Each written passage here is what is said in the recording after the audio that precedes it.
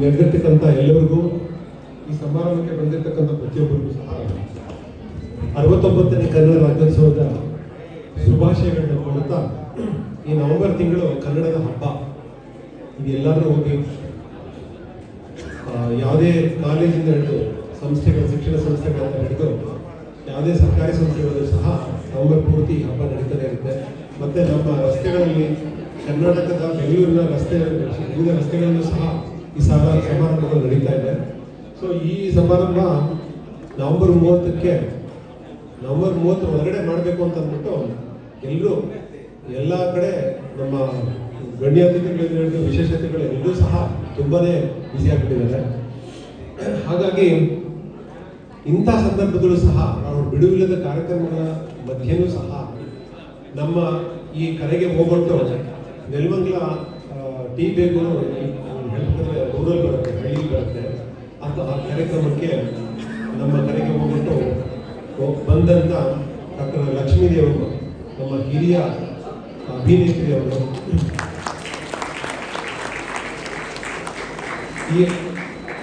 ಇವರು ನಾವು ಮಕ್ಕಳಾಗಿಂದ ನೋಡ್ಕೊಂಡು ಬಂದಿದ್ದೀವಿ. ಕಪ್ಪು ಬಿಳುಪು ಸಿನಿಮಾದಿಂದ ನಾವು ಯಾರನ್ನ ಈಗ ಕಳ್ಕೊಂಡಿದ್ದೀವೋ, ಸುಮಾರು ಮೇರಾತುಮಿ ಗಣ್ಯ ನಟರನ್ನ ಕಳ್ಕೊಂಡಿದ್ದೀವಿ, ಅವ್ರ ಜೊತೆಲ್ಲ ಅವರು ಅಭಿನಯಿಸಿದ್ದಾರೆ. ಅದು ನಮ್ಮ ಮನಸ್ಸಲ್ಲಿ ಅಚ್ಚಳಿಯದೆ ಉಳ್ಕೊಂಡ್ಬಿಟ್ಟಿದೆ. ಅದನ್ನ ನೋಡ್ತಾನೆ ಬೆಳೆದವರು ನಾವು. ಬಹುಶಃ ನಮ್ಮ ತಂದೆ ತಾಯಿನೂ ಸಹ ಆ ಥರ ನೋಡ್ಕೊಂಡು ನಮ್ಗೆ ಹೇಳ್ತಿದ್ರು ಅನ್ಸುತ್ತೆ. ಅವರು ನಮ್ಮ ಬಗ್ಗೆ, ನಮ್ಮ ನಡುವೆ ಇರ್ತಕ್ಕಂಥದ್ದು ನಮ್ಮ ಸುದೈವ, ನಮ್ಮ ಅದೃಷ್ಟ. ಮತ್ತೆ ಈ ಕಾಲೇಜು ಏನಿದೆ, ಸಿದ್ಧಾರ್ಥ ವೈದ್ಯಕೀಯ ಸಂಸ್ಥೆ ಏನಿದೆ, ಈ ಸಂಸ್ಥೆಗೆ ಅವ್ರು ಬಂದಿರೋದು ಇದೆ ಮೊದಲ ಸಲ.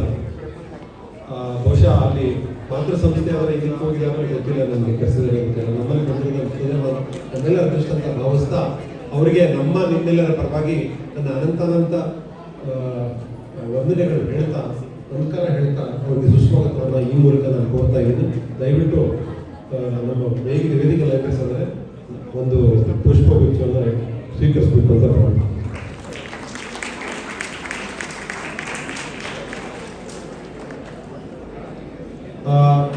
ಇನ್ನೊಂದು ಏನಪ್ಪ ಅಂತಂದ್ರೆ, ನಿಮ್ಗೆಲ್ಲರಿಗೂ ಗೊತ್ತಿರಬೇಕು, ಯಾವುದೇ ಸಭೆ ಸಂದರ್ಭ ಕನ್ನಡಕ್ಕೆ ಸಂಬಂಧಿಸಿದ ಯಾವ್ದಾರ ಇದು ಇತ್ತು ಅಂತಂದ್ರೆ ಅದಕ್ಕೆ ಯಾರಾದ್ರೂ ಸಾಹಿತಿಯನ್ನ ಅಥವಾ ಈ ಕನ್ನಡ ಕಲಾವಿದರನ್ನ, ಕನ್ನಡಕ್ಕೋಸ್ಕರ ದುಡಿದಕ್ಕಂಥ ಒಂದು ಸೇವೆಯನ್ನು ಮುಡುಪಾಲಕ್ಕಂಥವ್ರು, ಮತ್ತೆ ಕನ್ನಡನ ಬೇರೆ ಬೇರೆ ವೇದಿಕೆಗಳಲ್ಲಿ ಎತ್ತಿಡತಕ್ಕಂಥ ಜನರನ್ನ ಕರೆಯೋದು, ಗಣ್ಯರನ್ನ ಕರೆಯೋದು ವಾಡಿಕೆ. ಆ ವಾಡಿಕೆ ಪ್ರಕಾರ ನಾವು ಎಚ್ ಎಲ್ ಪುಷ್ಪ ಅವ್ರನ್ನ ಕೇಳ್ಕೊಂಡಾಗ ಅವರು ತಕ್ಷಣ ಒಪ್ಕೊಂಡು ನಮ್ಮ ಮೇಲೆ ಅಭಿಮಾನದಿಂದ ಇಷ್ಟು ದೂರ ಈ ಕಾಲೇಜಿಗೆ ಬಂದು ಈ ವೇದಿಕೆಯನ್ನು ಅಲಂಕರಿಸಿದ್ದಾರೆ. ಅವರಿಗೂ ಸಹ ನಿಮ್ಮೆಲ್ಲರ ಪರವಾಗಿ ನಾನು ಹೃತ್ಪೂರ್ವಕ ಶುಭಾಶಯ.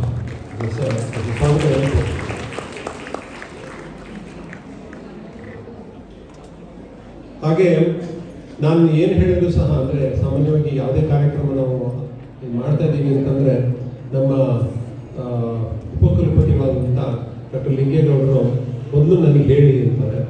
ಸೊ ಕಾರ್ಯಕ್ರಮ ಮೊದಲು ಶುರು ಮಾಡೋಕ್ಕೆ ಆರಂಭ ಮಾಡೋಕ್ಕೆ ಮೊದಲೇ ನಾನು ಅವ್ರಿಗೆ ಮಾತು ಹೇಳ್ಬಿಟ್ಟಿರ್ತೀನಿ.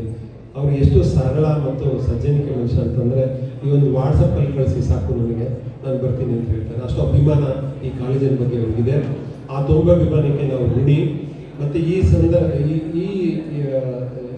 ಏನು ಸಮಾರಂಭ ಇದೆಯೋ ಆ ಸಮಾರಂಭಕ್ಕೆ ಎಲ್ಲ ಋಣಿ. ಈಗಾಗಲೇ ಎಷ್ಟೊಂದು ಕಾರ್ಯಕ್ರಮಗಳನ್ನು ಮಾಡಿದ್ದೀವಿ, ಅದನ್ನು ತಾಳ್ಮೆಯಿಂದ ಶಾಂತಚಿತ್ತರಾಗಿ ಕೂತ್ಕೊಂಡು ನೋಡಿದ್ದಾರೆ, ಸಂತೋಷಪಟ್ಟಿದ್ದಾರೆ. ಅವ್ರು ನಮ್ಮ ಕರೆಗೆ ಹೀಗೆ ಬರ್ತಾ ಇದ್ದಾರೆ, ಮುಂದೆನೂ ಸಹ ಬರ್ತಾರೆ ಅಂತ ಅಭಿಮಾನದಿಂದ ನಾನು ಹೇಳ್ತಾ, ಈ ರಾಜ್ಯೋತ್ಸವ ಕಾರ್ಯಕ್ರಮಕ್ಕೆ ಅವರಿಗೆ ನಿಮ್ಮೆಲ್ಲರ ಪರವಾಗಿ ನಾನು ಹೃತ್ಪೂರ್ವಕ ಸ್ವಾಗತವನ್ನು ಕೋರ್ತೇನೆ.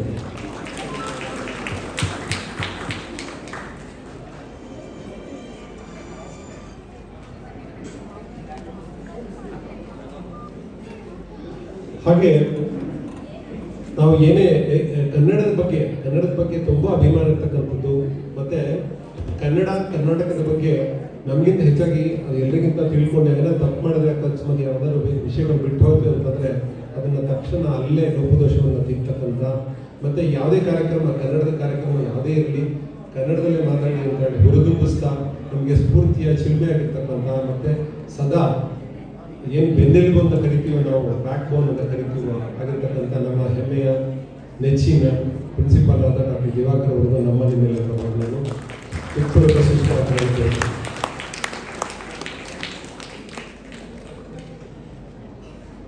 ಹಾಗೆ ಈ ಕಾರ್ಯಕ್ರಮಕ್ಕೆ ಬಂದಿರತಕ್ಕಂಥ ನಮ್ಮ ಕುಲಸಚಿವರಾದ ಸಹಾಯ ಕುಲಸಚಿವರಾದ ಕುರಿಯನ್ರವರು ಸಹ ನಮ್ಮ ಮೇಲೆ ಅಭಿಮಾನ ಇಟ್ಟು ಬಂದಿದ್ದಾರೆ. ಈ ಕಾರ್ಯಕ್ರಮವನ್ನು ಸಂತೋಷವಾಗಿ ನೋಡ್ತಾ ಇದ್ದಾರೆ. ಅವ್ರಿಗೂ ಸಹ ಸಂತೋಷವಾಗಿ ತಂದ್ಕೊಡ್ತೀನಿ. ವೇದಿಕೆನ ಅಲಂಕರಿಸಲಿಕ್ಕೆ ನಮ್ಮ ನಿಮ್ಮೆಲ್ಲ ಪರವಾಗಿ ಅವರಿಗೂ ಸಹ ನಾನು ನನ್ನ ಸುಸ್ವಾಗತವನ್ನು ಕೋರ್ತಾ ಇದ್ದೀನಿ. ದಯವಿಟ್ಟು ಸ್ವೀಕರಿಸಿ.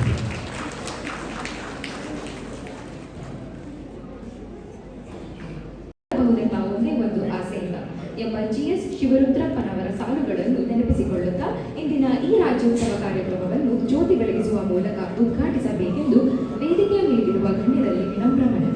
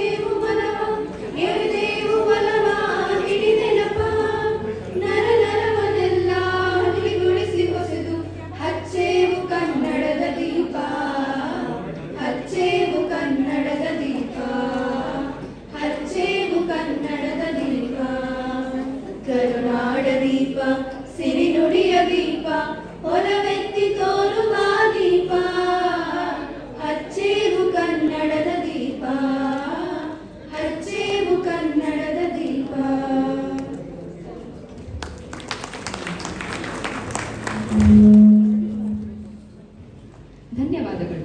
ರವಿ ಕಾಣದನ್ನು ಕವಿ ಕಂಡ ಅಂತ ಹೇಳುವ ಹಾಗೆ ಸೂರ್ಯನ ರಶ್ಮಿಗೆ ಮೈಯೊಡ್ಡದಂತಹ ಒಂದು ವಸ್ತು ಕೂಡ ಈ ಪ್ರಪಂಚದಲ್ಲಿ ಇರುವುದಿಲ್ಲ. ಆದರೂ ಸೂರ್ಯನ ರಶ್ಮಿಯನ್ನು ಪಡೆಯದೇ ವಸ್ತುವಿದ್ದರೂ ಕೂಡ ಕಲಾವಿದನ ಒಳಗಣ್ಣಿಗೆ ನಿಲುಕದಂತಹ ವಸ್ತು ಇಲ್ಲವೇ ಇಲ್ಲ.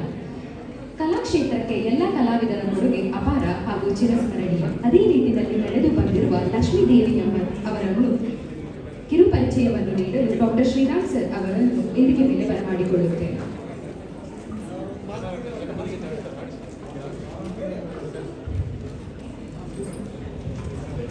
ಲಕ್ಷ್ಮೀದೇವಿ ಅಮ್ಮನವರ ಬಗ್ಗೆ ಕಿರುಪರಿಚಯ. MN ಲಕ್ಷ್ಮೀದೇವಿ ಅಮ್ಮನವರು ಕನ್ನಡ ಚಲನಚಿತ್ರರಂಗದ ಹಿರಿಯ ಕಲಾವಿದೆ. ಇವರು ಚಿಂತಾಮಣಿಯಲ್ಲಿ ಏಪ್ರಿಲ್ 14, 1934ರಂದು ಜನಿಸಿರುತ್ತಾರೆ. ಕನ್ನಡ ಚಿತ್ರರಂಗದಲ್ಲಿ ಸುಮಾರು 6 ದಶಕಗಳವರೆಗೆ 600ಕ್ಕೂ ಹೆಚ್ಚು ಪಾತ್ರಗಳಿಗೆ ಬಣ್ಣ ಹಚ್ಚಿರುತ್ತಾರೆ. ಲಕ್ಷ್ಮೀದೇವಿ ಅಮ್ಮನವರು 1952ರಲ್ಲಿ ಶ್ರೀನಿವಾಸ ಕಲ್ಯಾಣ ಚಲನಚಿತ್ರದಿಂದ ಪಾದಾರ್ಪಣೆ ಮಾಡಿರುತ್ತಾರೆ. ಇಲ್ಲಿವರೆಗೂ ಸುಮಾರು 1000ಕ್ಕೂ ಹೆಚ್ಚು ಚಲನಚಿತ್ರಗಳಲ್ಲಿ ನಟಿಸಿದ್ದಾರೆ.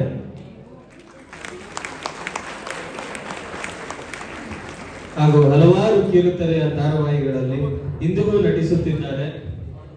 ದೇವಿ ಅಮ್ಮನವರು ಭಕ್ತ ಕನಕದಾಸ, ಬಂಗಾರದ ಮನುಷ್ಯ, ವೀರಕೇಸರಿ, ಯಜಮಾನ, ಆ ಅಜ್ಜಿಯ ಪಾತ್ರ ಇನ್ನೂ ಹೃದಯದೊಳಗೆ ಹಾಗೆ ಉಳಿದಿದೆ. ಮತ್ತು ಇನ್ನೂ ಅನೇಕ ಚಲನಚಿತ್ರಗಳಿಗೆ ಹೆಸರುವಾಸಿಯಾಗಿದ್ದಾರೆ. ಇವರು ಹೆಸರು ತಂದುಕೊಟ್ಟಿದ್ದು 1962ರಲ್ಲಿ ತೆರೆ ಕಂಡ ರತ್ನಮಂಜರಿ ಚಿತ್ರದ ಯಾರು ಯಾರು ನೀ ಯಾರು ಈ ಹಾಡಂದ ಈ ಗೀತೆಗೆ ಅವರು ತುಂಬಾ ಪ್ರಸಿದ್ಧ ಹೊಂದಿದ್ರು.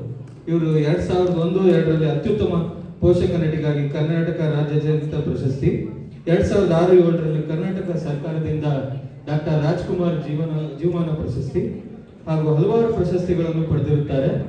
ಕನ್ನಡ ಚಲನಚಿತ್ರಗಳಲ್ಲಿ 72 ವರ್ಷಗಳ ಸ್ಕ್ರೀನ್ ಪ್ರೆಸೆನ್ಸ್ ಹೊಂದಿರುವ ನಟಿ ಇವರಾಗಿರ್ತಾರೆ. ಇವರನ್ನು ಪರಿಚಯಿಸುವ ಅವಕಾಶ ದೊರೆತಿದ್ದು ನನ್ನ ಪುಣ್ಯ ಎಂದು ಭಾವಿಸುತ್ತೇನೆ. ಮತ್ತೊಮ್ಮೆ ಎಂ.ಎನ್. ಲಕ್ಷ್ಮೀದೇವಿ ಅಮ್ಮನವರನ್ನು ಕಾರ್ಯಕ್ರಮಕ್ಕೆ ಹೃತ್ಪೂರ್ವಕವಾಗಿ ಆಹ್ವಾನಿಸುತ್ತೇನೆ ಹಾಗೂ ವೇದಿಕೆ ಮೇಲಿರುವ ಗಣ್ಯರಿಂದ ಲಕ್ಷ್ಮೀದೇವಿ ಅಮ್ಮನವರಿಗೆ ಸನ್ಮಾನ ಮಾಡಲು ಕೋರಿಕೊಳ್ತೇವೆ. ಅನಂತರ ಒಂದೆರಡು ಕಿರು ಭಾಷಣವನ್ನು ಮಾಡಬೇಕಾಗಿದೆ.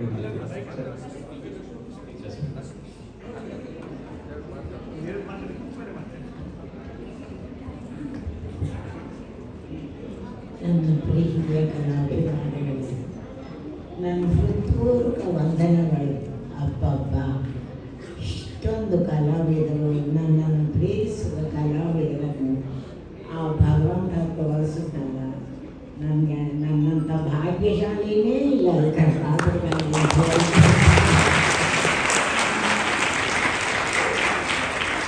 ಆ ಭಗವಂತ ನೀನು 100 ವರ್ಷ ಆಯಸ್ಸನ್ನು ಕರುಣಿಸಿ ಕಾಪಾಡಲಿ ಅಂತ ನಾನು ಕೇಳಿಕೊಳ್ತೀನಿ.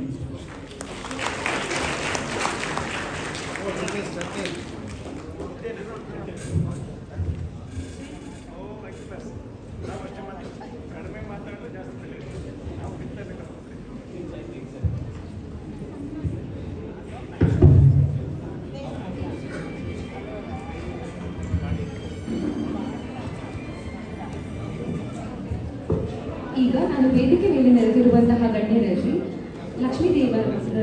ಲಕ್ಷ್ಮೀದೇವಮ್ಮನವರನ್ನು ಸನ್ಮಾನ ಮಾಡಬೇಕಾಗಿ ವಿನಂತಿ.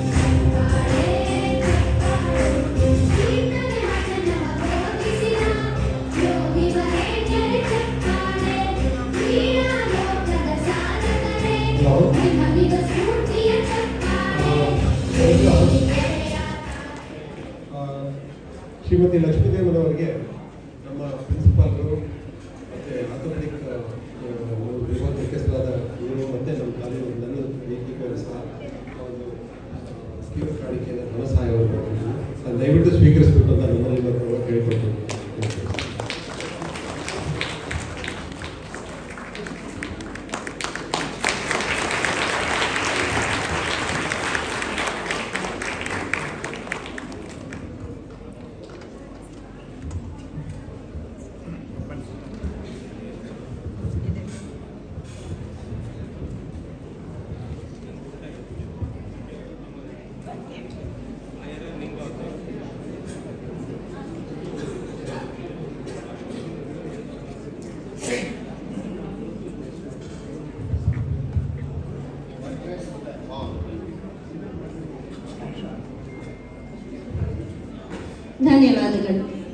ನೂರಾರು ಮಂದಿ ತಮ್ಮ ಕನ್ನಡದ ಮೇಲಿನ ಪ್ರೇಮವನ್ನು ಅಭಿಮಾನದಿಂದ ಇಂದಿಗೂ ಕೂಡ ವ್ಯಕ್ತಪಡಿಸುತ್ತಾರೆ.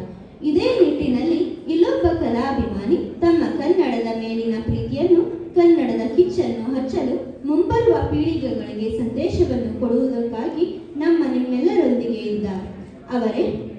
ಅವರು ಈ ದಿನದ ಮತ್ತೊಬ್ಬರ ವಿಶೇಷ ಅತಿಥಿಗಳು. ಇವರನ್ನು ಸ್ವಾಗತಿಸಲು ಬರಮಾಡಿಕೊಳ್ಳೋಣ ವಿದ್ಯಾಶ್ರೀಗಳನ್ನು.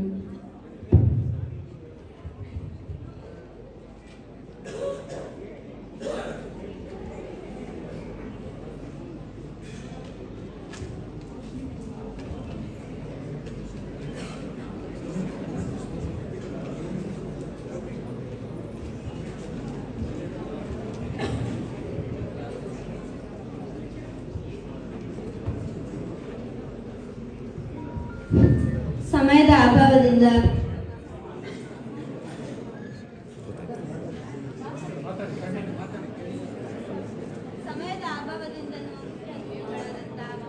ಲಕ್ಷ್ಮೀದೇವಮ್ಮ ಅವರನ್ನ ಕೊಡಬೇಕೆಂದು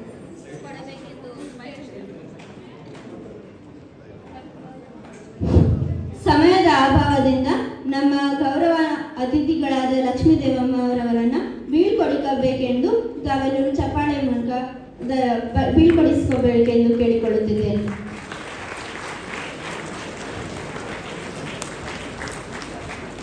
ಅವರು ಮುಂದಿನ ಕಾರ್ಯಕ್ರಮಕ್ಕೆ ಹೋಗಬೇಕಾಗಿದೆ ಅನಿವಾರ್ಯವಾಗಿ, ಹಾಗಾಗಿ ಅವರನ್ನು ನಾವು ಕಳಿಸ್ಕೊಡ್ತಿದ್ದೇವೆ.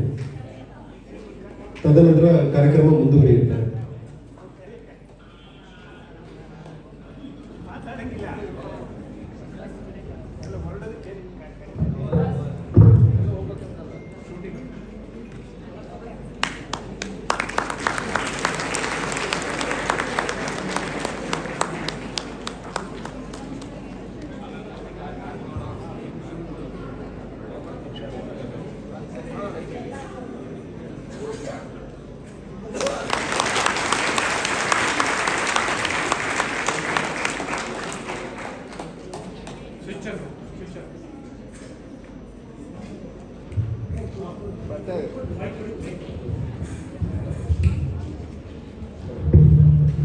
ಹಲೋ ನನ್ನ ಪ್ರೀತಿಯ ಅಭಿಮಾನಿಗಳೇ, ಈಗ ನನಗೆ ಲಕ್ಷ್ಮೀ ನಿವಾಸ ಶೂಟಿಂಗ್ ಇದೆ, ನಾನು ಹೋಗಿ ಬರ್ತೀನಿ.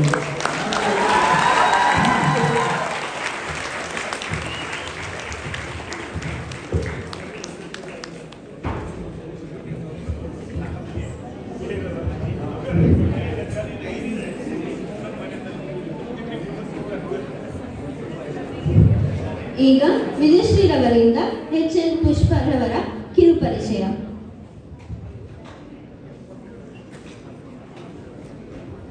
ಕನ್ನಡದ ಕವಯಿತ್ರಿ, ನಾಟಕಕಾರ್ತಿ ಮತ್ತು ವಿಮರ್ಶಕಿ ಡಾಕ್ಟರ್ HL ಪುಷ್ಪ ಅವರು ದೊಡ್ಡಬಳ್ಳಾಪುರದ ಹೊಸಹಳ್ಳಿ ಉಜ್ಜನಿಯಲ್ಲಿ 18 ಸೆಪ್ಟೆಂಬರ್ 1962ರಂದು ಜನಿಸಿದರು. ವಿಜ್ಞಾನದಲ್ಲಿ ಪದವಿ ಶಿಕ್ಷಣ, ಕನ್ನಡದಲ್ಲಿ ಸ್ನಾತಕೋತ್ತರ ಪದವಿಯ ನಂತರ ರಾಜ್ಯದ ವಿವಿಧ ಸರ್ಕಾರಿ ಪದವಿ ಪೂರ್ವ ಕಾಲೇಜುಗಳಲ್ಲಿ ಕನ್ನಡ ಉಪನ್ಯಾಸಕರಾಗಿ, ಪ್ರಾಂಶುಪಾಲರಾಗಿ ಸೇವೆ ಸಲ್ಲಿಸಿ ಈಗ ನಿವೃತ್ತರಾಗಿದ್ದಾರೆ. ಅಮೃತಮತಿ ಸ್ವಗತ ಕಾವ್ಯ ಸಂಕಲನದಿಂದ ಹೆಸರಾದ ಡಾಕ್ಟರ್ HL ಪುಷ್ಪ ಅವರಿಗೆ ಒರಿಸ್ಸಾದ ಉದಯ ಭಾರತಿ ರಾಷ್ಟ್ರೀಯ ಪುರಸ್ಕಾರ ಒಳಗೊಂಡಂತೆ ಹಲವು ಪ್ರಶಸ್ತಿಗಳು ಸಂದಿವೆ. ಗಾಜಗೋಳು ಸಂಕಲನಕ್ಕೆ ಮಹತ್ವದ ಡಾಕ್ಟರ್ ಕೃತಿನ ಕಾವ್ಯ ಪುರಸ್ಕಾರ, ಡಾಕ್ಟರ್ ಕಡೆಂಗೋಡ್ಲು ಶಂಕರ ಭಟ್ಟ ಪ್ರಶಸ್ತಿ ಒಳಗೊಂಡಂತೆ ಹಲವು ಪ್ರಶಸ್ತಿಗಳು ಲಭಿಸಿವೆ. ಭೂಮಿಯಲ್ಲಿ ಇವಳು ಎನ್ನುವ ನಾಟಕಕ್ಕೆ ಕರ್ನಾಟಕ ಸಾಹಿತ್ಯ ಅಕಾಡೆಮಿಯ ಪ್ರಶಸ್ತಿ ದೊರೆತಿದೆ. ಮೂರನೆಯ ಸಂಕಲನವಾದ ಲೋಹದ ಕಣ್ಣುಗೆ ಕರ್ನಾಟಕದ ಸಾಹಿತ್ಯ ಅಕಾಡೆಮಿ ಪ್ರಶಸ್ತಿ ಹಾಗೂ ದಿನಕರ ದೇಸಾಯಿ ಕಾವ್ಯ ಪುರಸ್ಕಾರಗಳು ಸಂದಿವೆ. ಸ್ತ್ರೀ ಎಂದರೆ ಅಷ್ಟೇ ಸಾಕೆ ಎನ್ನುವ ವಿಮರ್ಶಾ ಸಂಕಲನಕ್ಕೆ 2015ರ ಕರ್ನಾಟಕ ಸಾಹಿತ್ಯ ಅಕಾಡೆಮಿ ಪ್ರಶಸ್ತಿ ಲಭಿಸಿದೆ. ಒಟ್ಟು ಸಾಹಿತ್ಯಕ್ಕಾಗಿ ಕರ್ನಾಟಕ ಸಾಹಿತ್ಯ ಅಕಾಡೆಮಿಯ 2018ರ ಸಾಹಿತ್ಯ ಶ್ರೀ ಗೌರವ ಪ್ರಶಸ್ತಿ, ಮಂತ್ರಂ ಆರ್ಟ್ಸ್ ಸಂಸ್ಥೆಯ ಆಫ್ರಿಕಾದ ಪ್ರಸಿದ್ಧ ಕವಯಿತ್ರಿ ಮಾಯಾ ಏಂಜಲೋ ಹೆಸರಿನ ಕಾವ್ಯ ಪುರಸ್ಕಾರ, ನಾಡಚೇತನ ಸಂಸ್ಥೆಯ ಗೌರವ ಪುರಸ್ಕಾರ ದೊರೆತಿವೆ. ಗೆಲ್ಲಲಾರ್ಕುಮೆ ಮೃತ್ಯುರಾಜನಂ, ಪರ್ವಾ ಪರ್ವ, ಸ್ಯಾಫೋ ಇವು ಇವರ ಇತರ ನಾಟಕಗಳು. ರಂಗಭೂಮಿ ಮತ್ತು ಮಹಿಳೆ, ದೇಹ ಮೈಮನಸ್ಸುಗಳ ಸಂಬಂಧ, ಬಹುಮುಖಿ ರಂಗನೋಟ, ರಂಗಭೂಮಿ ಕುರಿತಾದ ಕೃತಿಗಳಾಗಿವೆ. ದೆಹಲಿ, ಸಿಕ್ಕಿಂ, ಶಿಮ್ಲಾ, ಭುವನೇಶ್ವರಗಳಲ್ಲಿ ನಡೆದ ರಾಷ್ಟ್ರೀಯ ಕವಿಗೋಷ್ಠಿಗಳಲ್ಲಿ ಪಾಲ್ಗೊಂಡ ಪುಷ್ಪರವರು ಹಂಪಿ ಕನ್ನಡ ವಿಶ್ವವಿದ್ಯಾಲಯದಿಂದ ಆಧುನಿಕ ಕನ್ನಡ ನಾಟಕಗಳಲ್ಲಿ ಮೈಮನಸ್ಸುಗಳ ಸಂಬಂಧ ಕುರಿತು ಡಾಕ್ಟರೇಟ್ ಪದವಿ ಪಡೆದಿದ್ದಾರೆ. ಕಾವ್ಯಾಸಕ್ತಿಯ ಜೊತೆಗೆ ನಾಟಕ ರಚನೆ, ವಿಮರ್ಶೆ ಇವರ ಇತರ ಆಸಕ್ತ ಕ್ಷೇತ್ರಗಳು. ಅನ್ವೇಷಣೆ ಸಾಹಿತ್ಯ ಪತ್ರಿಕೆಯ ಗೌರವ ಸಂಪಾದಕಿಯಾಗಿದ್ದಾರೆ. ಧನ್ಯವಾದಗಳು.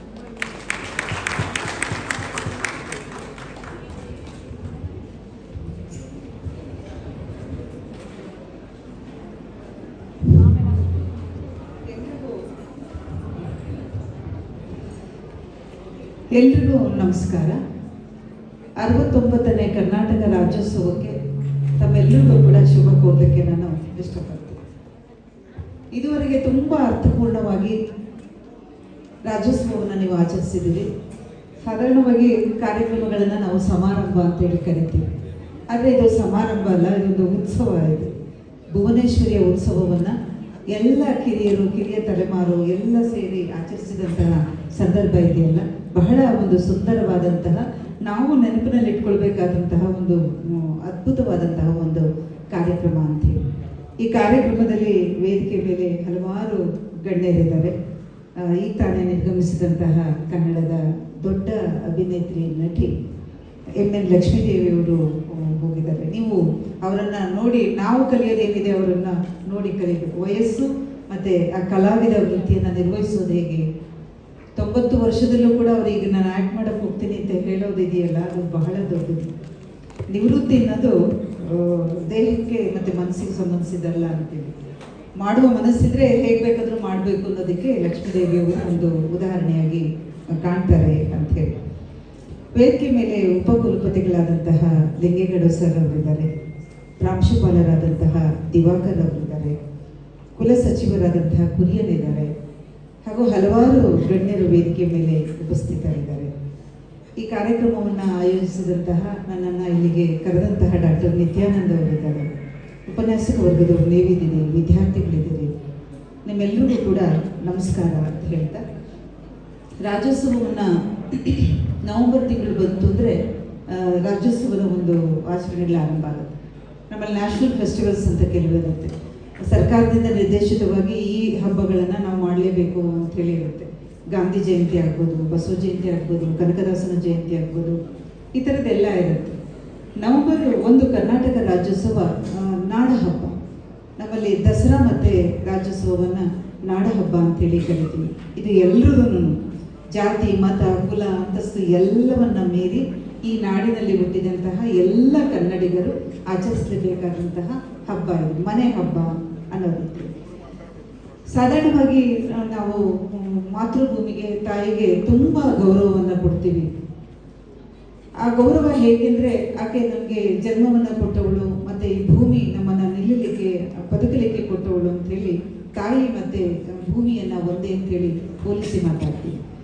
ಕರ್ನಾಟಕಕ್ಕೆ ಬಂದಾಗ ಭುವನೇಶ್ವರಿ ತಾಯಿ ಅಂತ ಹೇಳಿ ಕರಿತೀವಿ, ಭಾರತಕ್ಕೆ ಬಂದಾಗ ಭಾರತಾಂಬೆ ಅಂತ ಹೇಳಿ ಕರಿತೀವಿ. ಅಂದರೆ ತಾಯಿಯ ರೂಪದಲ್ಲೇ ಈ ನಾಡಿನ ಮಣ್ಣನ್ನು, ಇದನ್ನೆಲ್ಲವನ್ನು ನಾವು ನೋಡ್ಕೊಂಡು ಬಂದಿದ್ದೀವಿ ಅನ್ನೋದು ಮುಖ್ಯವಾದಂತಹ ಒಂದು ಸಂಗತಿ.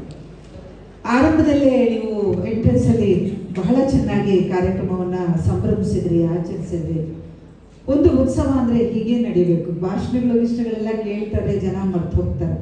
ಆದರೆ ನೀವು ಏನು ಅಭಿನಯಿಸಿದಿರಿ, ಏನು ಹಾಡಿದಿರಿ, ಏನು ಕುಣಿದಿದ್ದೀರಿ, ಇದು ಕೊನೆವರೆಗೂ ಕೂಡ ನಿಮ್ಮ ಸ್ಮೃತಿಯಲ್ಲಿ ಉಳಿಯುವಂಥದ್ದು.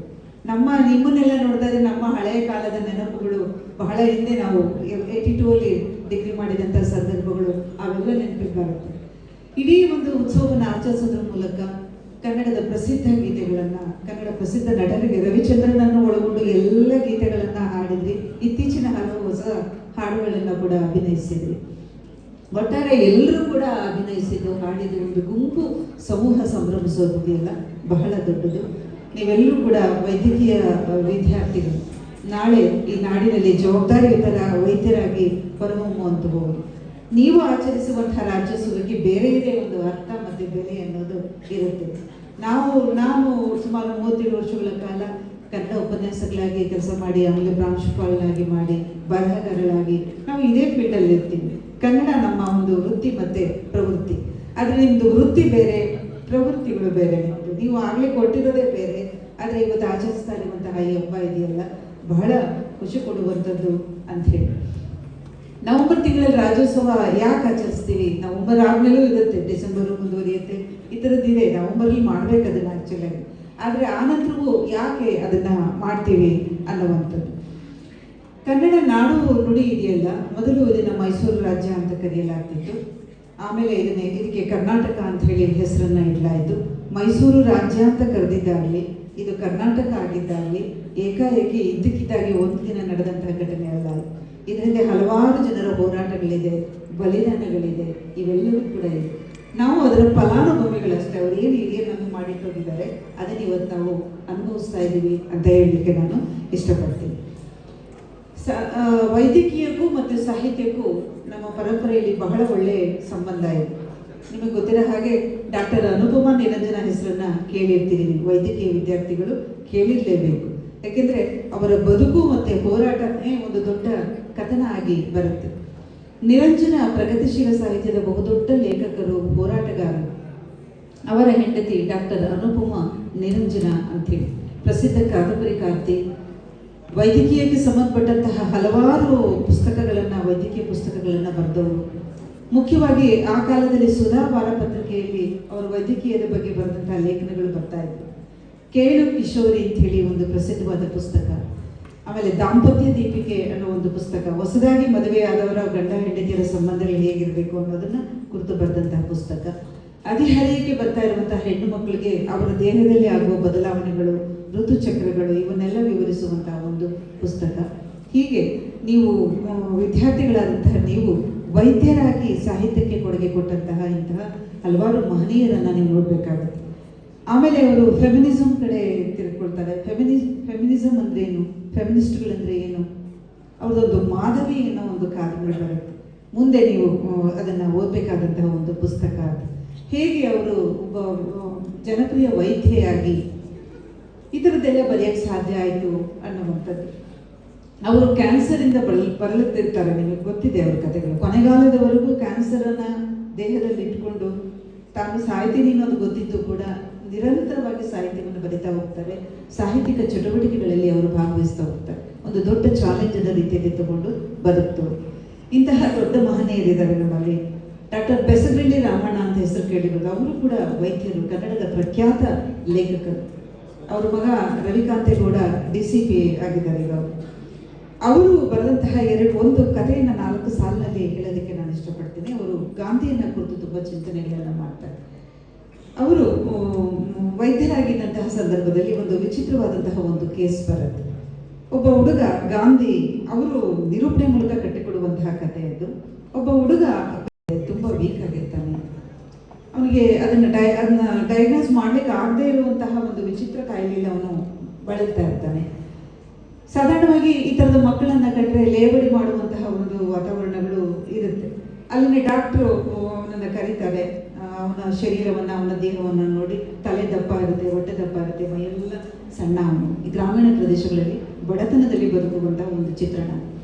ಏನು ನಿನ್ನ ಹೆಸರು ಅಂತಂತಾರೆ. ಗಾಂಧಿ ಸಾರ್ ಅಂತ ಅವನು ಹೇಳ್ತಾನೆ. ಗಾಂಧಿ ಅಂದ ತಕ್ಷಣ ಅವ್ರಿಗೆ ಆಶ್ಚರ್ಯ ಆಗಿರುತ್ತೆ.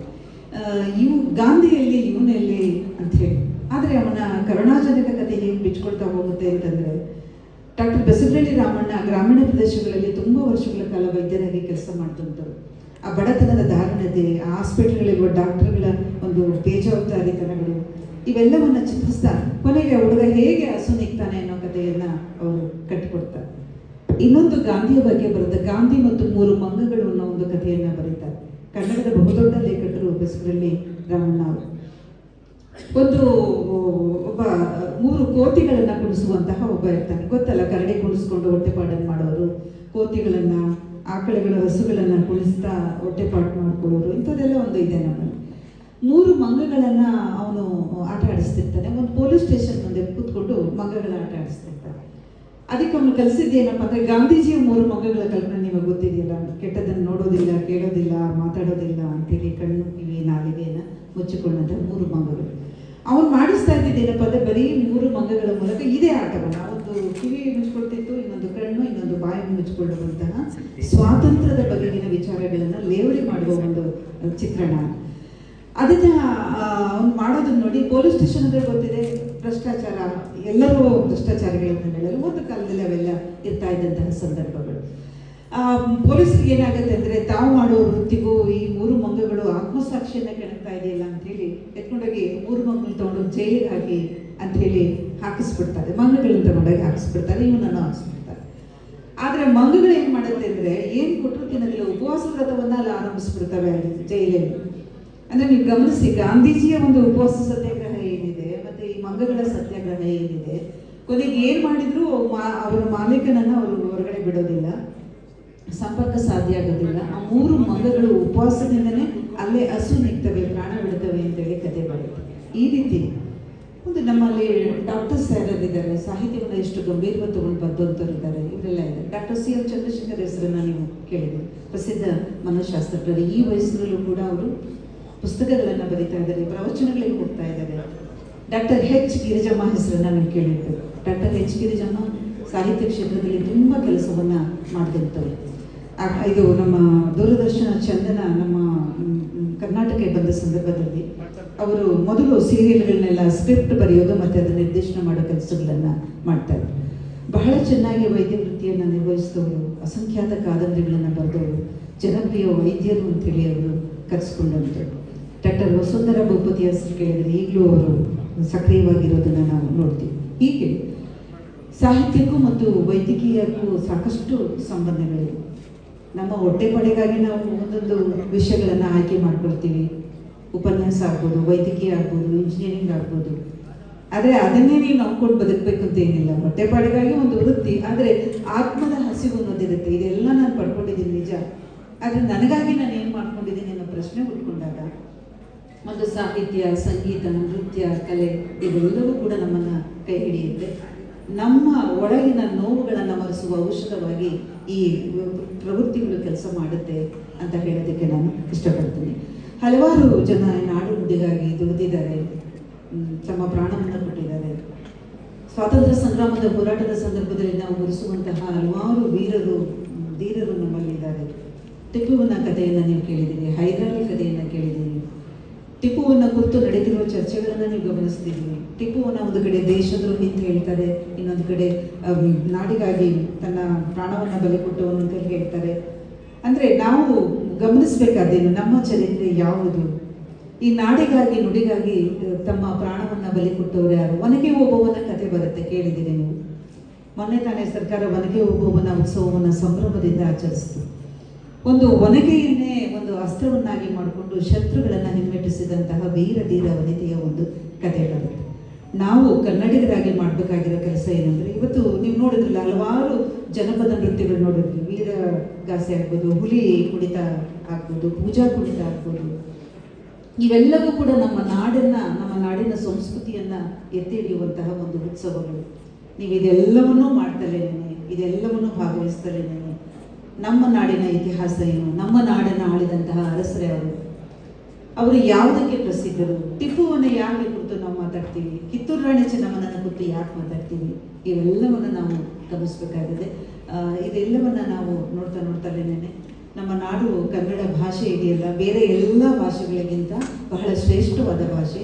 ಯಾಕೆಂದರೆ ಇದಕ್ಕೆ ಅತ್ಯುನ್ನತವಾದಂತಹ 8 ಜ್ಞಾನಪೀಠ ಪ್ರಶಸ್ತಿಗಳು ಬಂದಿದೆ. ನಮ್ಮ ಕನ್ನಡದಲ್ಲಿರುವಂತಹ ಎಲ್ಲ ಬರಹಗಾರರಿದ್ದಾರಲ್ಲ, ಶಿವರಾಮ ಕಾರಂತರನ್ನು ಒಳಗೊಂಡು, ಗಿರೀಶ್ ಕಾರ್ನಾಡ್ ಅವರನ್ನು ಒಳಗೊಂಡು ಸೇವೆ ಸಲ್ಲಿಸುವುದರ ಜೊತೆಗೆ ಕನ್ನಡ ನಾಡಿನ ಹಿರಿಮೆಯನ್ನು ಹೊರ ರಾಜ್ಯಗಳಿಗೆ, ಹೊರ ದೇಶಗಳಿಗೆ ಅವರು ಹಬ್ಬಿಸಿದವರು, ಪ್ರಚಾರ ಮಾಡಿದವರು.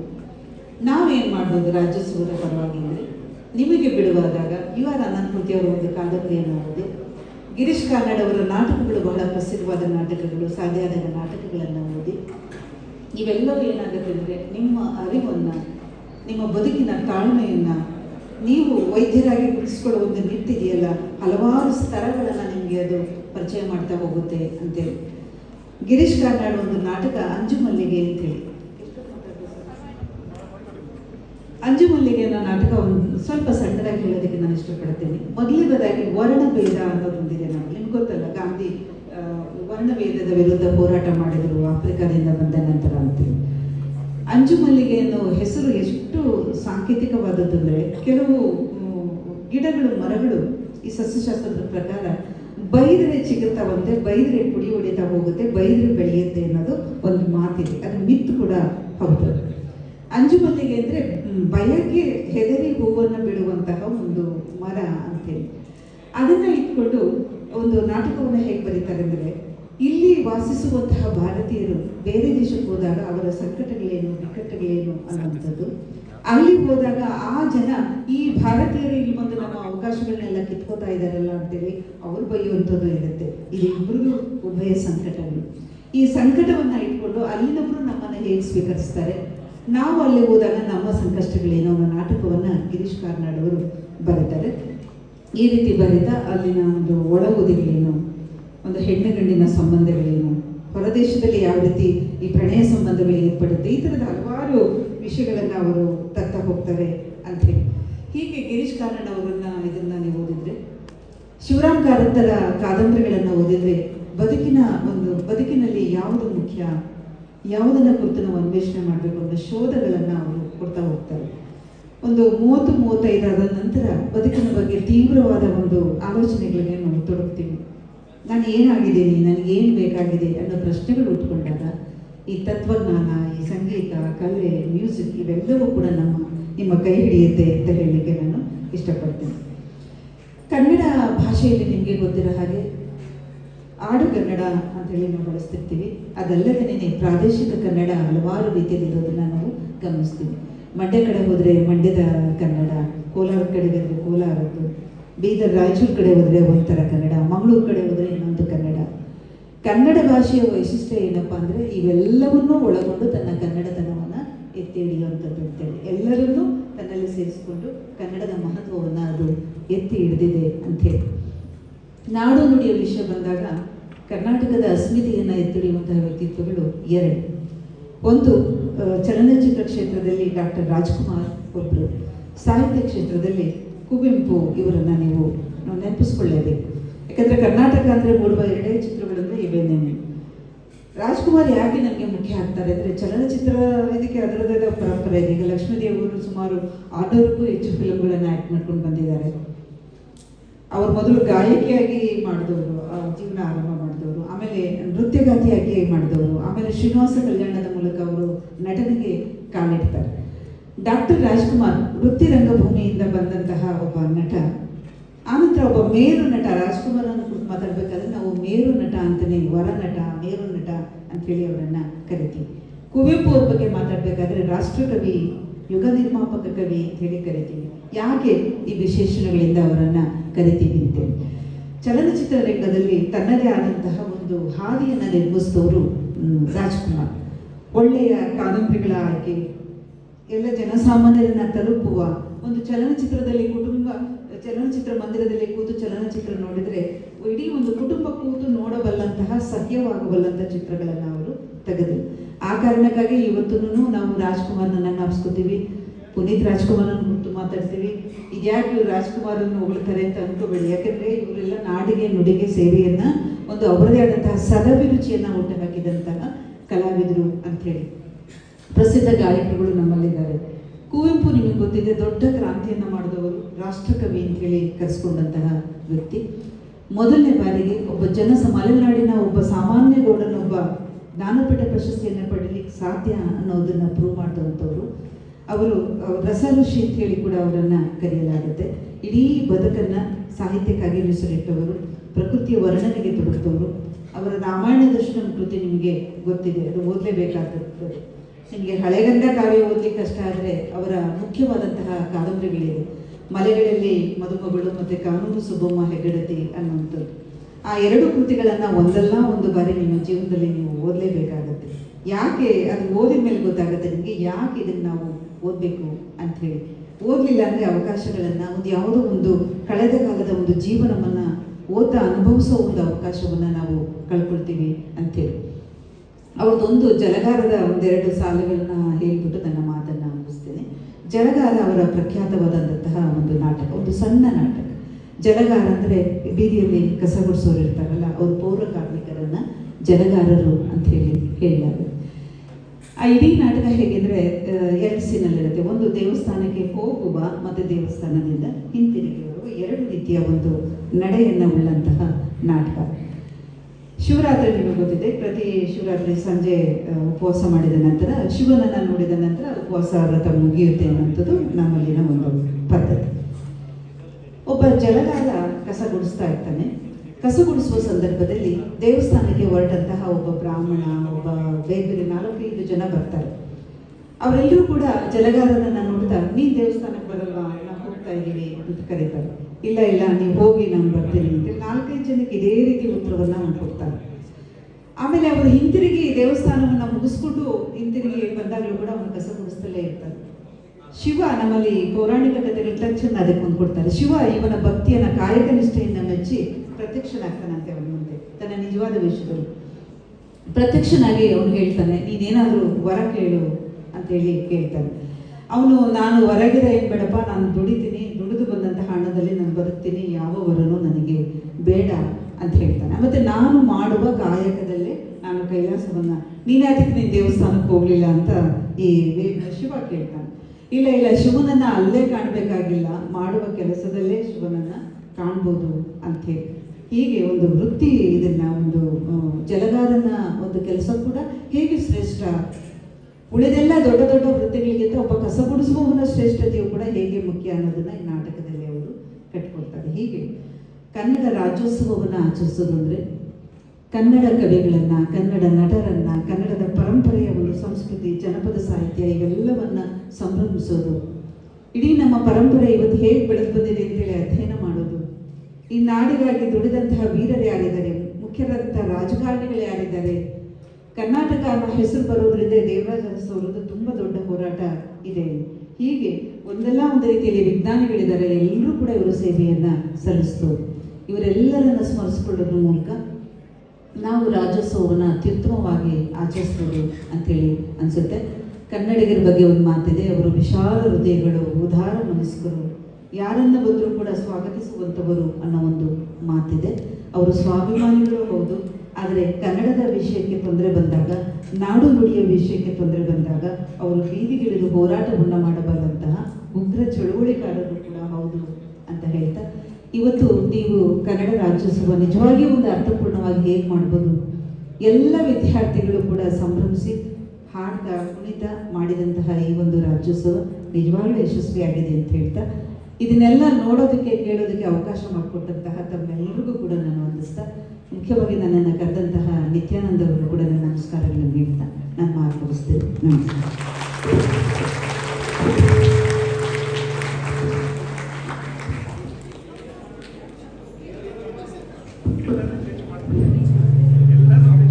ನಮ್ಮ ಭಾಷೆ, ನಾಡು, ನುಡಿಗೆ ಕನ್ನಡ ಸಾಹಿತಿಗಳ ಕೊಡುಗೆಯನ್ನು ನಮ್ಮೆಲ್ಲರಿಗೂ ತಿಳಿಸಿ ನಮ್ಮಲ್ಲಿ ಕನ್ನಡದ ಒಲವನ್ನು ಹೆಚ್ಚಿಸಿದ ನಿಮಗೆ ತುಂಬು ಹೃದಯದ ಧನ್ಯವಾದಗಳು.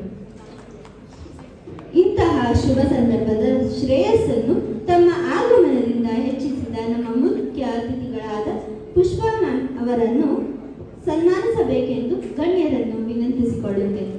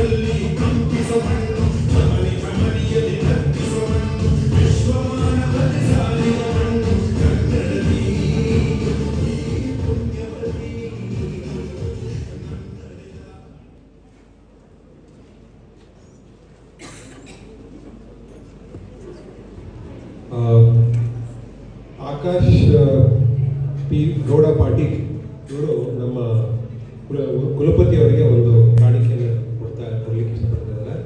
ಆಕಾಶ್ ಪಾಟೀಲ್ ನಮ್ಮ ವಿದ್ಯಾರ್ಥಿ, ನಮ್ಮ ಪ್ರಿನ್ಸಿಪಾಲ್ ಮುಖಾಂತರ VC ಅವರಿಗೆ ಕೊಡ್ತಾ ಇದ್ದೀವಿ, ಅವರಲ್ಲಿ ಕಲ್ಪಿಸ್ತೀವಿ.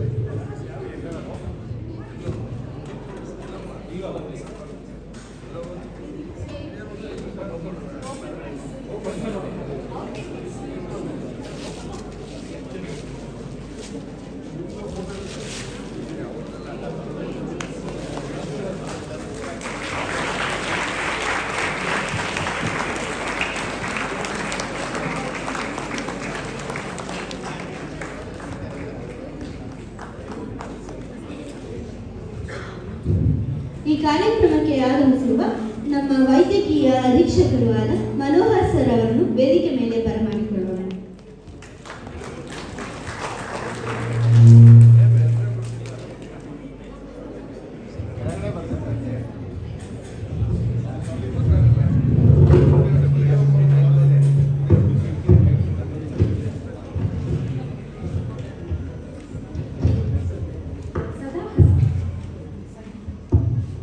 ಸದಾ ಹಸನ್ಮುಖಿಯಾಗಿ ನಮ್ಮೆಲ್ಲರಿಗೂ ಮಾರ್ಗದರ್ಶಕರಾದ ನಮ್ಮ ಕಾಲೇಜಿನ ಪ್ರಾಂಶುಪಾಲರು ಡಾಕ್ಟರ್ ದಿವಾಕರ್ ಸರ್ ಅವರನ್ನು ಕೆಲವು ಹಿತವಚನಗಳನ್ನು ಹೇಳಬೇಕಾಗಿ ವಿನಂತಿ.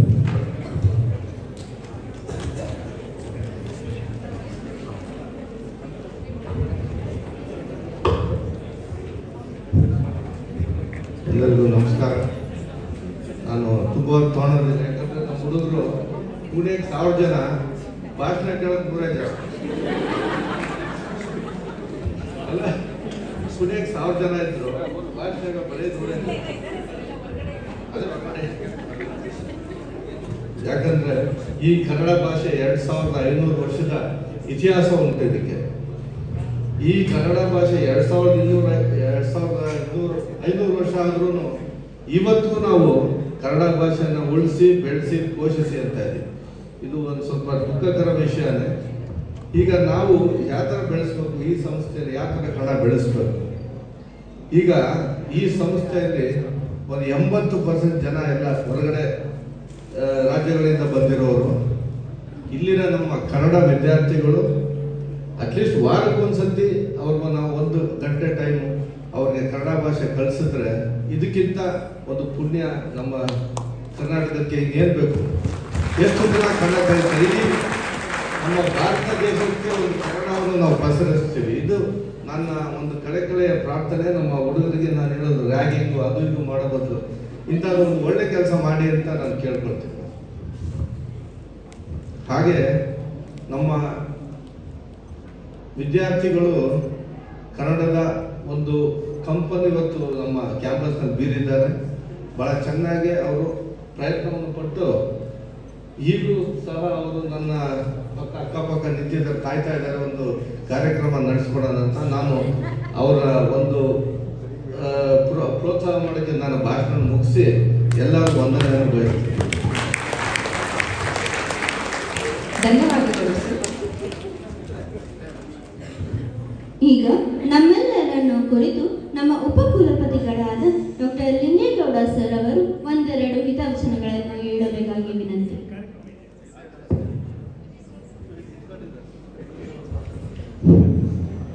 ನಮಸ್ಕಾರ. ರಾಜ್ಯೋತ್ಸವದ ಶುಭಾಶಯಗಳು.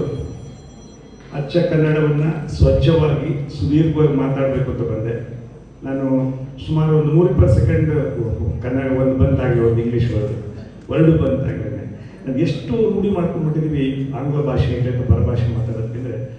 ದಿವಾಕರ್ ಹೇಳಿದಾಗ ಎಷ್ಟು ಪ್ರಯತ್ನ ಮಾಡಿದೆ. ಯಾಕೆಂದರೆ ದಿವಾಕರ್ಗೆ ನನಗೆ ಕಷ್ಟ ಇರುತ್ತೆ ಒಂದು ಬೆಂಗಳೂರಿನಲ್ಲಿ ನಾವು ವಾಸ ಮಾಡಬೇಕಾದ್ರೆ ನಾವೊಂದು ಆಟೋ ರಿಕ್ಷಾ ಹತ್ಕೊಂಡ್ರೆ ಅವರು ನಾವು ಕನ್ನಡದಲ್ಲೇ ಮಾತಾಡೋದು ಸಹಿತ ಕನ್ನಡದಲ್ಲಿ ಮಾತಾಡೋದು.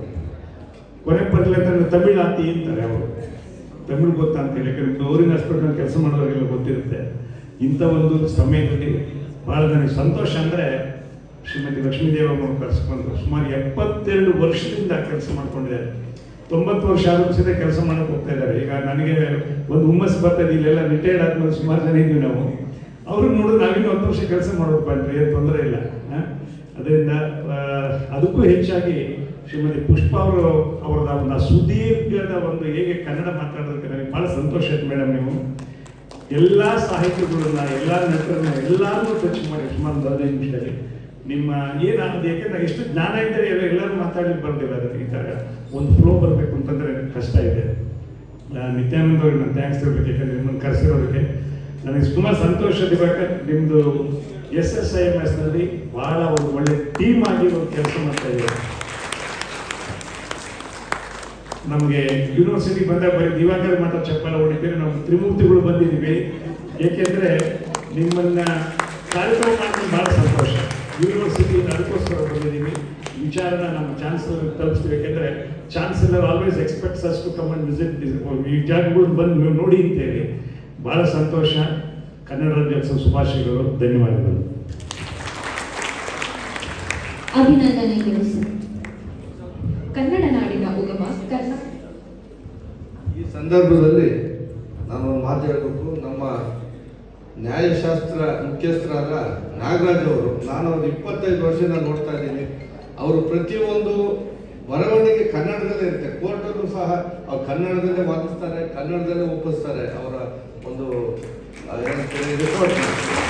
ಇದು ಇಡೀ ಕರ್ನಾಟಕದಲ್ಲಿ ನಾಗರಾಜ್ ಬಿಟ್ಟರೆ ಇನ್ಯಾರೂ ಬರವಣಿಗೆ ಮಾಡಬೇಕಿದ್ರೆ ಯಾರು ಕನ್ನಡದ ಪದಗಳು ಯಾವ ಬರೀತಾ ಇಲ್ಲ, ಯಾವ ವಿಭಾಗಿಸ್ತಾ ಇಲ್ಲ. ಕೋರ್ಟ್ಗಳಲ್ಲಿ ಜಡ್ಜ್ಗಳು ತಂಡು ಹೊಡಿತಾರೆ. ಜಡ್ಜ್ಗಳು ಇದೇನಪ್ಪ ಮೆಡಿಕಲ್ ಭಾಷೆನ, ಮೆಡಿಕಲ್ ಇದನ್ನೆಲ್ಲ ಕನ್ನಡದಲ್ಲಿ ಹೇಳ್ತಾರಲ್ಲ ಅಂತ ಅಷ್ಟು ಒಂದು ಹಿಡಿತ ಇಟ್ಕೊಂಡಿದ್ದಾರೆ ಕನ್ನಡದಲ್ಲಿ. ಅವ್ರಿಗೆ ಅಭಿನಂದನೆಗಳನ್ನು ಹೇಳ್ತೀನಿ. ಕನ್ನಡ ನಾಡಿನ ಉಗಮ, ಕರ್ನಾಟಕದ ಏಕೀಕರಣ ಹಾಗೂ ಕನ್ನಡ ರಾಜ್ಯೋತ್ಸವದ ಮಹತ್ವವನ್ನು ಕುರಿತು ಮಾತನಾಡಲು 3ನೇ ವರ್ಷದ ವೈದ್ಯಕೀಯ ವಿದ್ಯಾರ್ಥಿನಿಯಾದ ಅನನ್ಯರವರನ್ನು ಕರೆಯುತ್ತೇನೆ.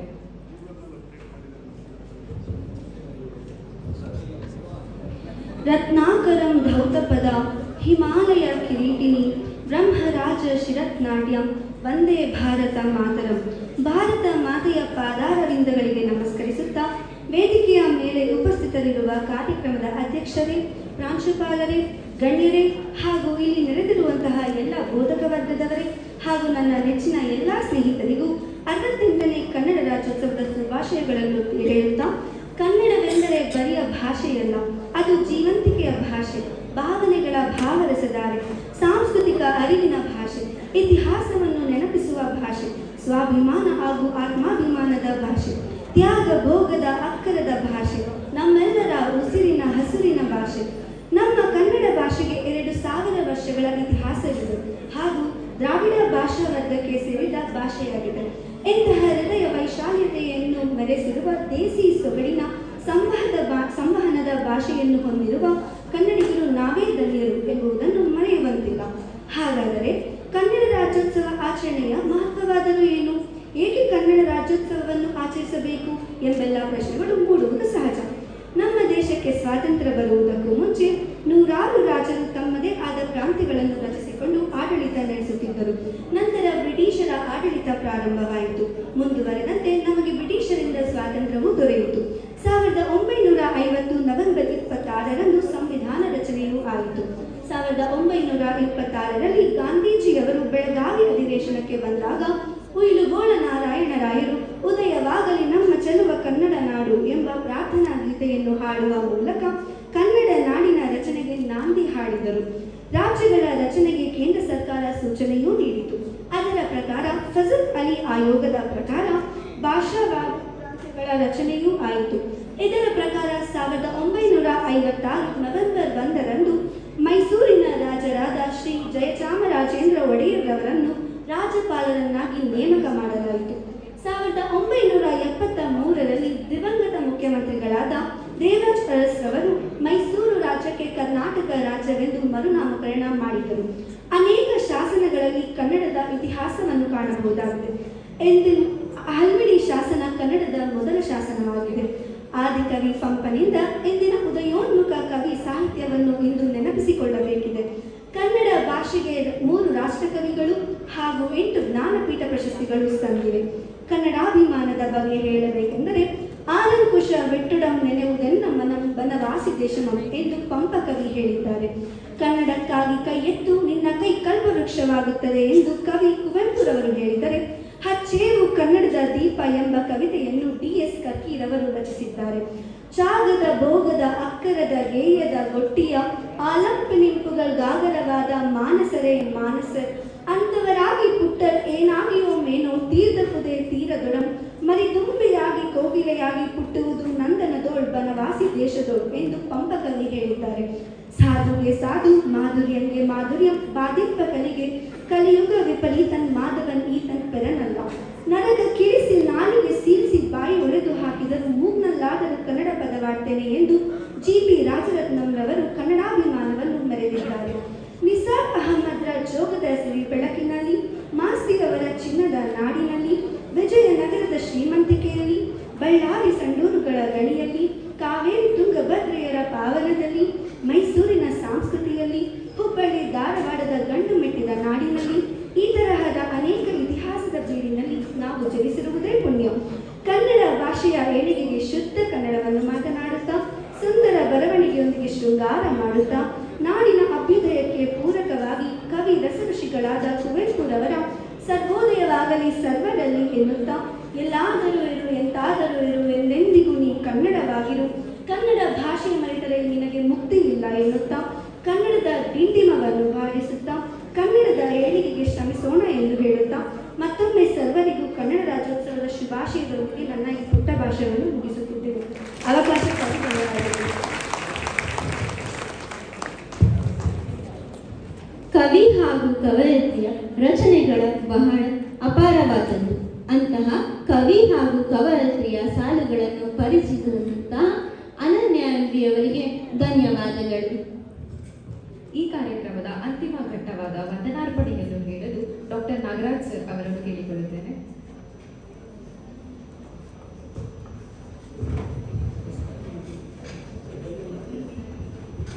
ವಂದನಾರ್ಪಣೆಗಿಂತ ಮೊದಲಿಗೆ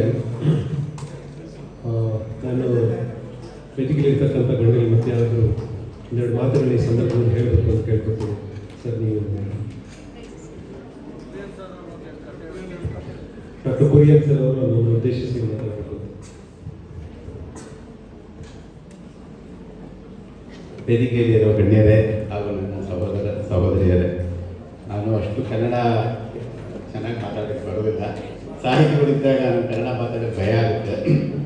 ಆದರೂ 20 ವರ್ಷದಿಂದ ಸಿದ್ಧಾರ್ಥ ಇಂಜಿನಿಯರಿಂಗ್ ಕಾಲೇಜಿನಲ್ಲಿ ಕನ್ನಡ ರಾಜ್ಯೋತ್ಸವ ಆಚರಣೆ ಮಾಡಿದಾಗ ನಾರ್ತ್ ಕಡೆಯಿಂದ ಒಬ್ಬ ಸಾಹಿತ್ಯ ಕರೆದಿದ್ರು. ಅವ್ರು ಹೇಳಿದ್ದು ಜ್ಞಾಪಕ ಇದೆ. ಅಲ್ಲೇನೋ ಕರೆಕ್ಷನ್ ಇದ್ದರೆ ಮೇಡಮ್ ಆಗ ನನಗೆ ಕರೆಕ್ಟ್ ಮಾಡಿದ್ರು. ಸಾಹಿತ್ಯಗಳು ಎಷ್ಟು ಚೆನ್ನಾಗಿ ಅವರು ರಚನೆ ಮಾಡಿ ಹಾಡುಗಳು ಹೇಳ್ತಾರೆ, ಬರೀತಾರೆ ಅನ್ನೋದು ಅವ್ರ ಉದಾಹರಣೆ ಏನು ಹೇಳಿದ್ರಂದರೆ, ಎರೆಹುಳು ನೀರು ಹಿಡಿಯೋದು ಗೊತ್ತಲ್ಲ, ಈ ಗಾಣ ಹಾಕ್ತಾರೆ ಮೀನು ಹಿಡಿಯೋಕ್ಕೆ, ಅದು ತುದಿನಲ್ಲಿ ಎರೆಹುಳಾಗಿ ಮೇಲ್ಗಡೆ ಒಬ್ಬರು ಮೀನು ಹಿಡಿಯೋದು ಹಿಂಗೆ ಎಲೆಯಕ್ಕೆ ಕಾಯ್ತಾ ಇರ್ತಾರೆ. ಮೀನು ಬಂದು ಆ ಎರೆಹುಳನ್ನು ತಿಂದಾಗ ಹೇಳ್ಕೊಳ್ತಾರೆ, ನೀರು ಸಿಗುತ್ತೆ. ಇಷ್ಟೇ ಕಥೆ ಇದೆ. ಅವರು ಅದನ್ನು ಎರೆಹುಳು ಏನು ಅಂದ್ಕೊಳ್ಳುತ್ತೆ ಅನ್ನೋದು ಸಾಹಿತಿ ಪುಷ್ಪ ಅವ್ರಿಗೂ ಗೊತ್ತಿದೆ, ಮೇಡಮ್ ಅವ್ರಿಗೂ ಗೊತ್ತಿರುತ್ತೆ.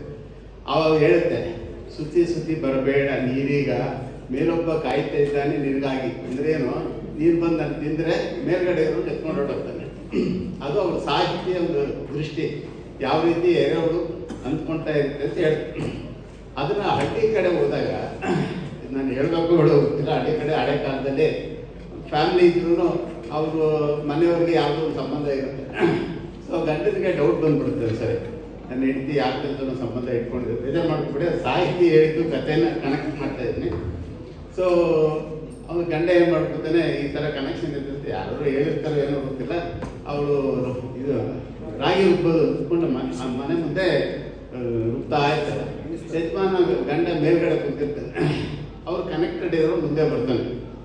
ಅದನ್ನ ಹೆಂಗೆ ಕನೆಕ್ಟ್ ಮಾಡ್ತೇನೆ ಅಂದರೆ, ಆಡ್ತಾ ಆಡ್ತಾ ಹಿಂಗೆ ಸುತ್ತಿ ನೀ ಬರಬೇಡ, ಈಗ ಮೇಲೊಬ್ಬ ಕಾಯ್ತಾ ಇದ್ದೀನಿ ನಿಮಗೋಸ್ಕರ. ಅಂದರೆ ಎಷ್ಟು ಚೆನ್ನಾಗಿ ಸಾಹಿತಿಗಳು ಕವಿಗಳು ಕನೆಕ್ಟ್ ಮಾಡಿ ಹೇಳ್ತಾರೆ ಅನ್ನೋದು ಹೇಳ್ಬೇಕು ಅಂತ ನನಗೆ ಅನ್ನಿಸ್ತು. ನಾನು ಮಾತಾಡಲ್ಲ ಅಂತ ಹೇಳಿದ್ದೆ, ಅದನ್ನ ಈ ಟೈಮ್ನಲ್ಲಿ ಹೇಳಿದ್ರೆ ಸ್ವಾರಸ್ಯವಾಗಿರುತ್ತೆ. ಕವಿಗಳು ಯಾವ ರೀತಿ ಅವ್ರ ಮನೋಭಾವನ ಎರೆಹುಳುವಿಂದ ಶುರುವಾಗಿ ಒಂದು ಫ್ಯಾಮಿಲಿ ಕನೆಕ್ಷನ್ ತಗೊಂಡು ಹೋಗ್ತಾ ಇದೆ, ಅದರಲ್ಲಿ ಹೇಗೆ ಸಿಗ್ನಲ್ ಕೊಡಬೇಕು ಅನ್ನೋದು ನಿಮಗೆಲ್ಲ ಅರ್ಥ ಮಾಡ್ಕೊಳ್ಳಿ ಅಂತಲ್ಲ ನಾನು ಹೇಳ್ತಾ ಇರ್ತೇನೆ. Thank you.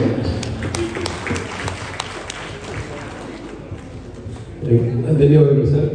ಈ ಸಂದರ್ಭದಲ್ಲಿ ನಾನು ಎರಡು ಮಾತುಗಳನ್ನು ಹೇಳಲಿಕ್ಕೆ ಇಷ್ಟಪಡ್ತೀನಿ. ಏನಪ್ಪ ಅಂತಂದರೆ, ಕನ್ನಡ ನಿಮಗೆ ಗೊತ್ತಿರೋ ಹಾಗೆ ಹಳೆಗನ್ನಡ, ನಡುಗನ್ನಡ, ಅದಾದ ನಂತರ ಹೊಸಗನ್ನಡ. ಹೊಸಗನ್ನಡದ ಕವಿಯತ್ರಿಗಳಲ್ಲಿ ಈಗಿನ ಅಗ್ರಸ್ಥಾನದಲ್ಲಿರ್ತಕ್ಕಂಥವ್ರು ಎಚ್.ಎಲ್. ಪುಷ್ಪಾರವರು. ನನಗೆ ನಾನು ಹಳೆಗನ್ನಡದ ಬಗ್ಗೆ ಮಾತಾಡ, ಯಾಕೆಂದರೆ ಪಂಪನ ಬಗ್ಗೆ ಸಾಕಷ್ಟು ಬಂದಿದೆ, ತಂದಿದ್ದೀವಿ ಮತ್ತು ಓದಿದ್ದೀವಿ ಅಂತ ಅಂದ್ಬಿಟ್ಟು. ಅವಾಗೆಲ್ಲ ಕ್ಷಾತ್ರ ತೇಜಸ್ಸು ಅಂತ ಇರ್ತಿತ್ತು. ನೀವು ಚರಿತ್ರೆಗೆ ಹೋದರೆ, ಸಾಹಿತ್ಯ ಚರಿತ್ರೆಗೆ ಹೋದರೆ ಕ್ಷಾತ್ರದ ಯುಗ ಅದು ಅಂತ. ಅವಾಗ ಮೈ ಮೇಲೆ ಎಷ್ಟು ಗಾಯ ಆಗಿರ್ತಿತ್ತು ಅನ್ನೋದ್ರ ಮೇಲೆ ಅವನು ಎಷ್ಟು ವೀರ, ಅದ್ರ ಜೊತೆಗೆ ಕವಿ ಆಗಿರ್ತಿದ್ದ ಅಂತ ಪಂಪ ತಾನು ಸ್ವತಃ ಹೇಳ್ಕೊಳ್ತಾನೆ.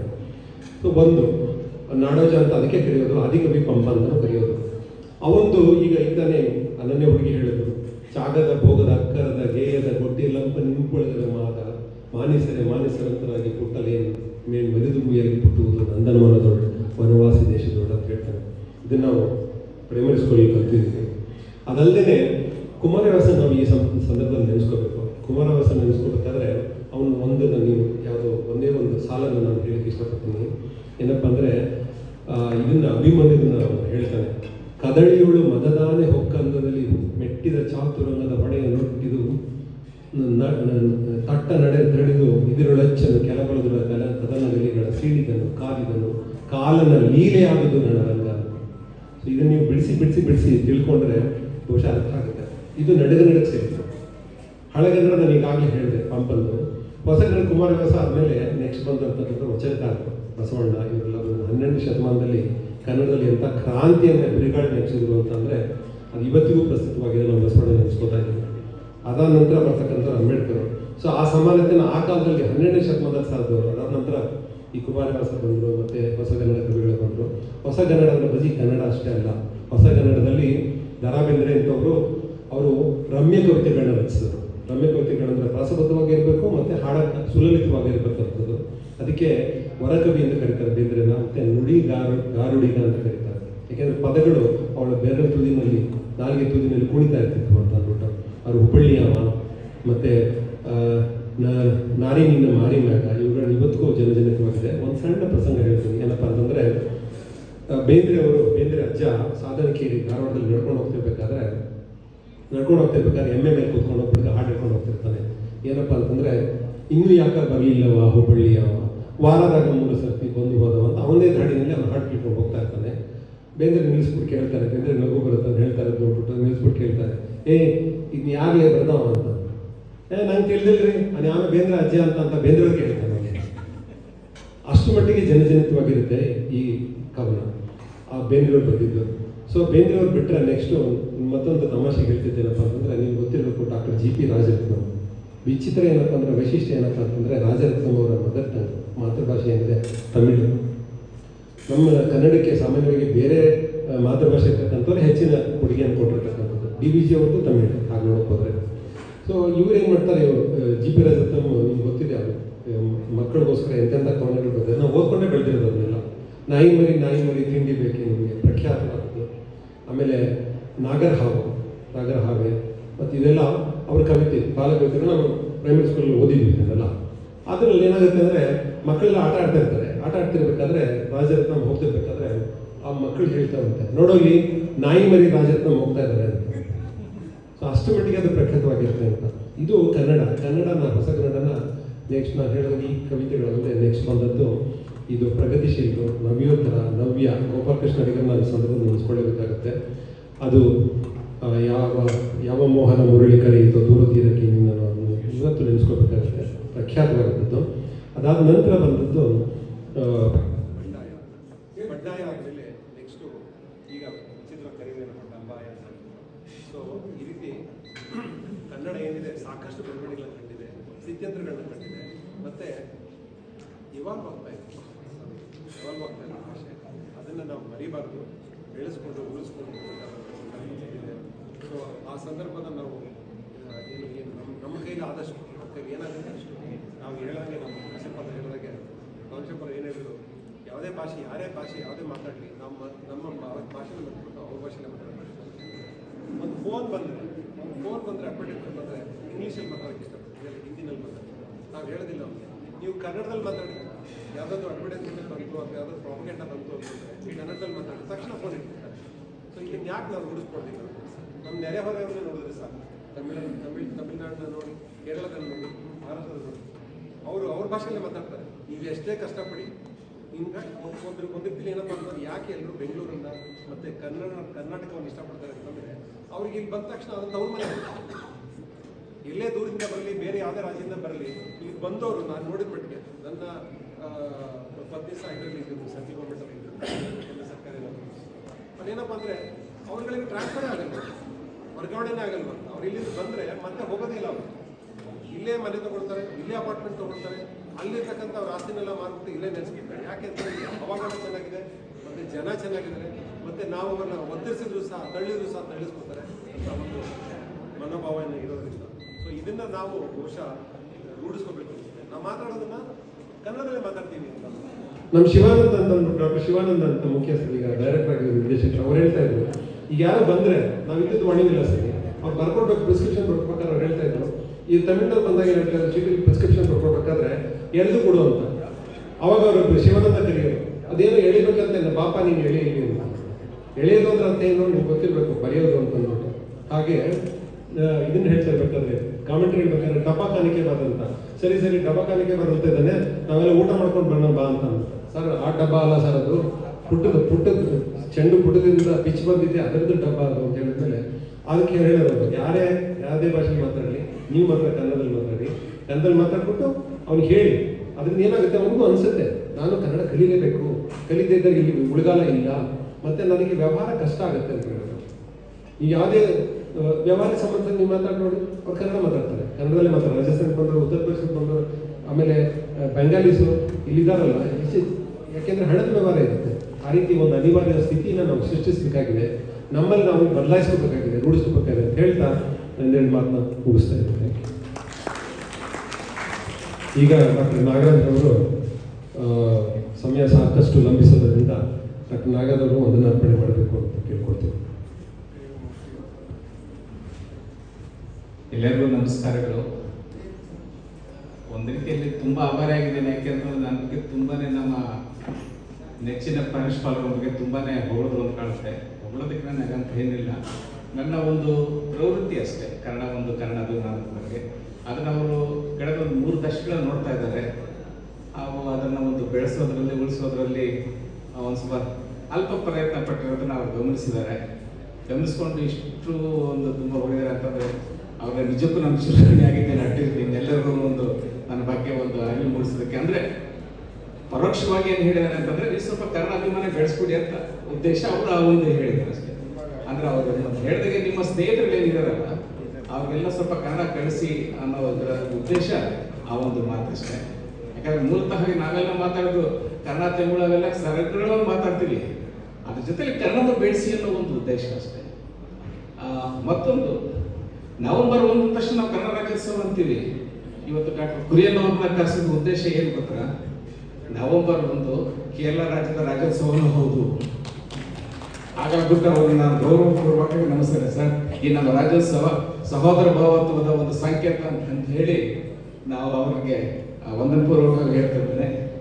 ಸೊ ಹಾಗಾಗಿ ನಾವು ಯಾಕೆ ಕನ್ನಡ ಹೃದಯ ವೈಶಾಲ್ಯ ಅಂತಂತಂದ್ರೆ ಈಗ ಹೇಳ್ತಾರೆ ನಮ್ಮ ನಿತ್ಯಾನಂದ ಸರ್, ನಮ್ಮ ಕನ್ನಡ ಭಾಷೆಗೆ ನಮ್ಮ ಮೂಲತಃ ನನ್ನ ಪಂಪ ಅವರ ಕಾಲಕ್ಕೆ ಬಿಟ್ಟ ಮೇಲೆ ಬಹಳಷ್ಟು ಎಲ್ಲ ಅನ್ಯ ಭಾಷಿಕರಿಗೆ ನಮಗೆ ಕನ್ನಡ ಬಗ್ಗೆ, ಉದಾಹರಣೆ ನಾವು ಬೇಂದ್ರೆ ಹೊರಕವಿ ಬೇರೆ ಅಂದ್ರೆ ನಾವು ಎಷ್ಟು ಮಾತಾಡ್ತೀವಿ, ಮೂಲತಃ ಮರಾಠಿಯವರು.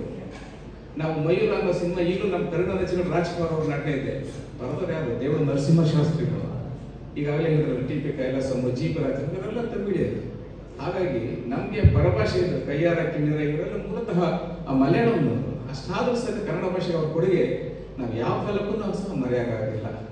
ಇಂತಹ ಒಂದು ಮನಸ್ಫೂರ್ತಿಯಾಗಿ ಉಳಿದಿಯಾಕಂತ ಒಂದು ಕನ್ನಡ ರಾಜ್ಯೋತ್ಸವವನ್ನು ವರ್ಷಕ್ಕೂ ಈಗ ಕಳೆದ ಒಂದು 3 ವರ್ಷಗಳಿಂದ ನಮ್ಮ ಪ್ರಾಂಶುಪಾಲ ಡಾಕ್ಟರ್ ದಿವಾಕರ್ ಸರ್ ಅವರ ನೇತೃತ್ವದಲ್ಲಿ ನೋಡ್ತಾ ಇದ್ದೀವಿ. ವರ್ಷಕ್ಕೂ ನಾವು ಬೆಳಿತಾನೆ ಹೋಗ್ತಾ ಇದ್ದೀವಿ ಸರ್. ಮುಂದಿನ ವರ್ಷ ಇನ್ನೂ ಹೆಚ್ಚು ವಿಜೃಂಭಣೆಯಿಂದ ಮಾಡೋದಕ್ಕೆ ಅವಕಾಶ. ಅದರಲ್ಲೂ ಸಹ ಅವರು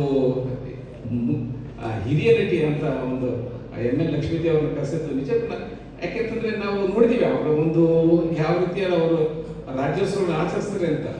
ಉದಾಹರಣೆಗೆ ಅಂಬೇಡ್ಕರ್ ಮೆಡಿಕಲ್ ಕಾಲೇಜಿನಲ್ಲಿ ಯಶ್ ಆಗಿನ್ನು ಬರೀ ಒಂದು ಟಿವಿ ದೂರದರ್ಶನದ ಒಂದು ವ್ಯಕ್ತಿ ಅಷ್ಟೇ ನಟನೆ ಮಾಡ್ತಿದ್ದಂಥ ವ್ಯಕ್ತಿ, ಇನ್ನೂ ಒಂದು ಸಿನಿಮಾ ಸಹಿತ ಒಂದು ರಿಲೀಸ್ ಆಗಿರಲಿಲ್ಲ.